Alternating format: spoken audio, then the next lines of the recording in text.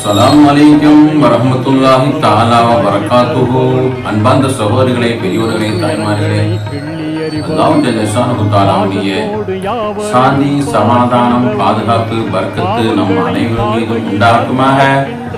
கண்ணியமிக்க அல்லாஹ்வின் நல்லடியார்களே, அல்லாஹ் ஜல்ல ஷானஹு தஆலாவுடைய மாபெரும் கிருபை, அல்லாஹ் அல்ஹம்துலில்லாஹ் ஆரோக்கியமான ஒரு வாழ்க்கை, இபாதத் செய்யக்கூடிய ஒரு வாழ்க்கை, சாந்தி சமாதானமான வாழ்க்கை அல்லாஹ் நமக்கு தந்தானே. அதுக்கே ஆயிரம் சுக்ரியாக்கள் செய்வோம். எல்லா புகழும் இறைவனுக்கு. இன்னைக்கு ஒரு முக்கியமான ஒரு தலைப்பை நம்ம பார்க்க போகிறோம்.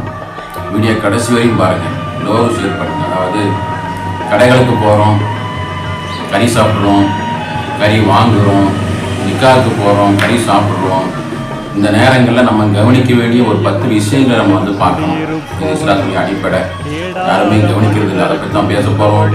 வீடியோ கடைசி வரையும் பாருங்கள், எல்லோருக்கும் ஷேர் பண்ணுங்கள். வீடியோ பார்க்கக்கூடியவங்க, புதுசாக வரக்கூடியவங்க சப்ஸ்கிரைப் பண்ணுங்கள். அல்லாஹ் சுப்ஹானஹு வ தஆலா நம்முடைய எல்லா அமலும் சாலிஹான அமலாக கபூல் செய்யணும். ஆமீன். நஹ்மதுஹு வ நுஸல்லி அலா ரசூலிஹில் கரீம். அம்மா பஅத். وقد قال الله تعالى في القرآن المجيد والفرقان العظيم. أعوذ بالله من الشيطان الرجيم. بفضل بسم الله الرحمن الرحيم. يا أيها الذين آمنوا اتقوا الله حق تقاته ولا تموتن إلا وأنتم مسلمون. صدق الله العظيم.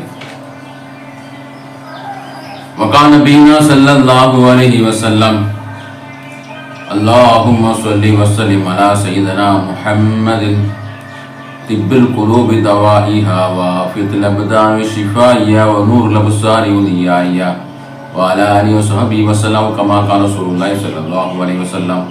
வல்லவனை போற்றி கோமா நபி ஸல்லல்லாஹு அலைஹி வஸல்லம் அவர்களை வாழ்த்தி அல்லாஹ் ஜல்ல ஷானஹு தஆலா உரிய மாபெரும் கிருபை. அழகான ஒரு தலைப்பு. நம்ம எல்லாம் வெளியிலே போகிறோம், கடையிலே வாங்குகிறோம், கறிக்கடைக்கு போகிறோம், வாங்குகிறோம், ஹோட்டலுக்கு போகிறோம், சாப்பிட்றோம்.